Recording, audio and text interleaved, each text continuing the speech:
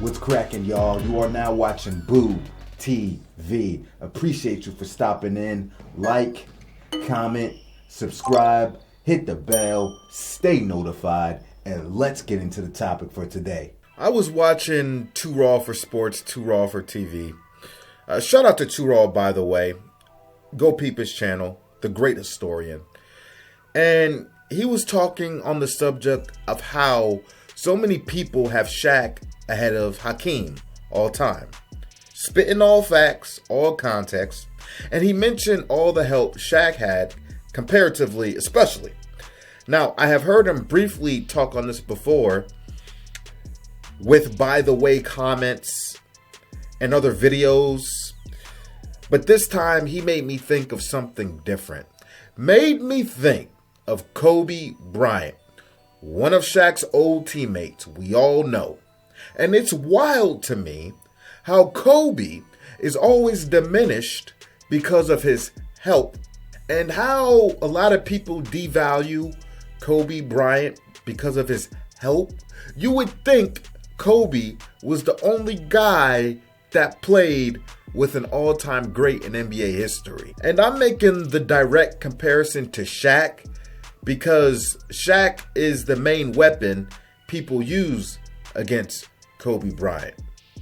But it's never reciprocated for some weird reason. According to them, Shaq carried Kobe every single step of the way.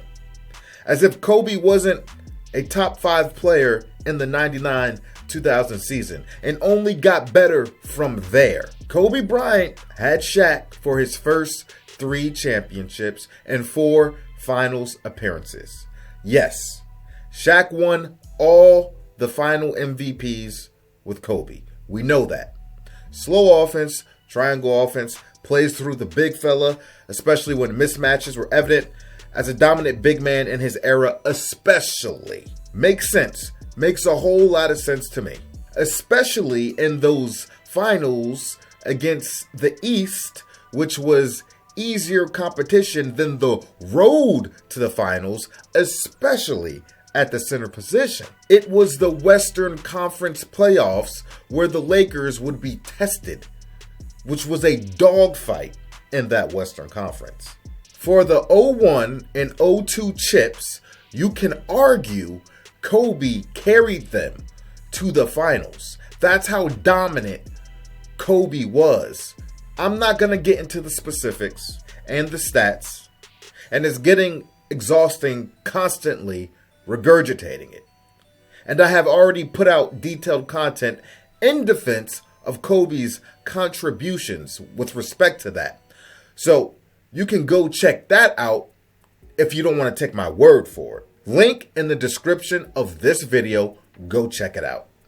Now, after Kobe ran Shaq out of LA, he would eventually go on to make 3 straight finals appearances and win back-to-back championships in 2009 and 2010, nabbing both finals MVPs.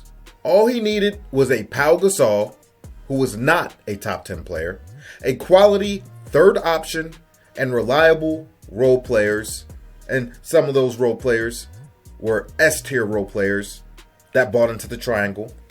Kobe didn't go out there asking for a top 5 player or even a top 10 player or multiple top 10 players at that, because he had that much confidence and belief in himself. Kobe said, "Get me a Robin.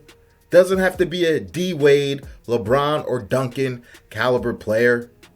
A quality guy, an all-star or fringe all-star. Insert Pau Gasol." Now, I also find it funny how people would try to use Pau Gasol against Kobe Bryant in the same way they use Shaq against Kobe, and say Pau carried Kobe, and Kobe had a career of getting carried by bigs. It never stops. Despite the skilled big man that Pau was, and I love Pau Gasol, and I understand his contributions, but he was never a top 10 player in his career. That's how deep the talent was back then. Pau was a fringe all-star most of his career. He made one all-star game in 2006 as a Grizzly and did not get back to all-star status until arriving in LA in 2008 and made the 2009 All-Star Game. Nobody was calling Pau Gasol a top 10 player back then, and nobody ever talks about him and his legacy now. And his name never gets mentioned when talking about great bigs or great bigs of even his era. But when it comes to slandering Kobe, all of a sudden, Pau Gasol means something. When it comes to devaluing Kobe Bryant's contributions and what he did as a leader in those last two championships, now all of a sudden, Pau Gasol is this stud. Perfect example, Max Kellerman. Pau Gasol for a number of years was a top half dozen or so player in the league for a number of years. Like, you could even maybe argue top 5. Stop lying to me! Kobe Bryant left Shaq, one of the best players in the NBA, and took the road less traveled to prove something to all the doubters and cement his legacy. We're talking about the guy that leaves the all-time great top 10 player to essentially be the guy and find less help in the form of a wingman, but enough help.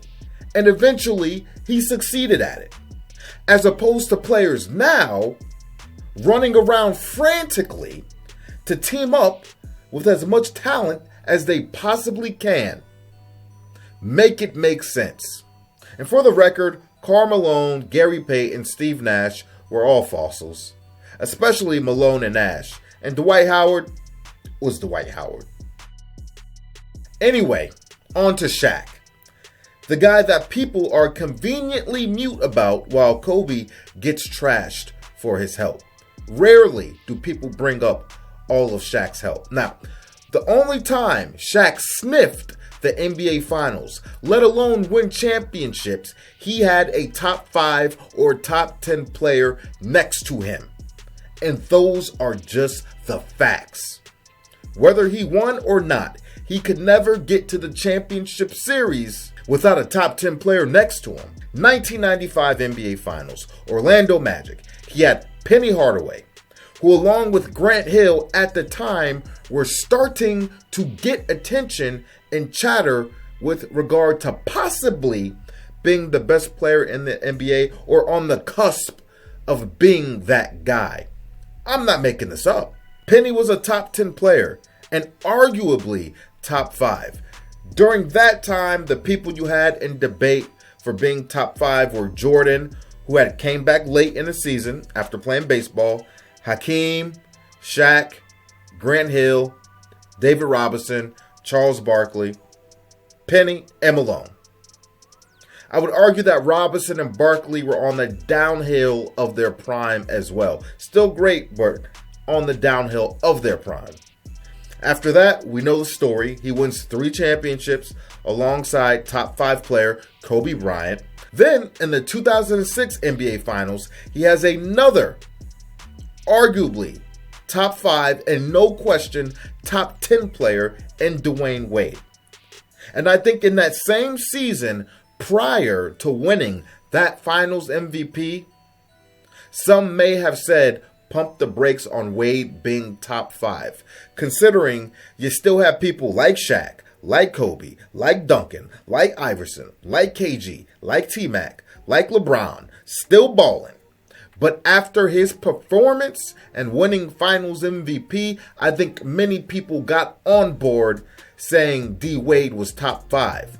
I remember many people started calling Wade the face of the league after winning that 2006 Finals MVP and championship. On top of that, later in his career, Shaq found himself team hopping to try to get on any contending team he could to win rings. Phoenix Suns, Cleveland Cavaliers, Boston Celtics. Come on, man. Now you tell me who had the most help. You tell me whose winning was more predicated on having a top 5 or top 10 wingman on his team. I seen Bean do it with a significantly lesser wingman. a player outside that top 10 bubble. And he did it twice.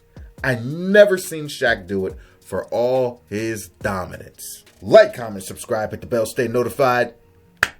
Catch you on the next one. We out, baby.